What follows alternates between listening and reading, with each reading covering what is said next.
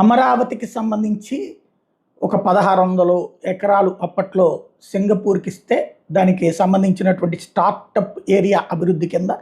వాళ్ళే ఇతర దేశాలకు సంబంధించిన వాళ్ళతో మాట్లాడి వాళ్ళతో ఇక్కడ పెట్టుబడులు పెట్టించి ఆ పైన అక్కడ భూముల రేట్లు పెంచి ఆ పైన అక్కడ పరిశ్రమలు వ్యాపార సంస్థలు వచ్చేలా చేసి దానికి బదులుగా వాళ్ళు డబ్బులు తీసుకునేటట్టు అంటే వాళ్ళు 300 కోట్లు పెడితే ప్రభుత్వం దాదాపు 12,000 కోట్ల రూపాయల దాకా ఖర్చు పెట్టి డెవలప్మెంటల్ యాక్టివిటీస్ చేస్తే ఒకవేళ ఆ సదరు సంస్థలు అంటే దాంట్లో సంస్థలు పెట్టాక లాభాలు వచ్చేటట్టు ఇట్లాంటివన్నీ ప్లాన్ చేసుకుని వచ్చారు. ఆ తర్వాత తేడా వస్తే ఇంగ్లాండ్ కోర్టుల్లో కేసులు వేయాలని ఒకవేళ దాంట్లో మధ్యలో క్యాన్సిల్ చేసుకుంటే 150% డబ్బులు కట్టాలని ఇట్లాంటివన్నీ వచ్చినటువంటి పరిస్థితి. ఇప్పుడు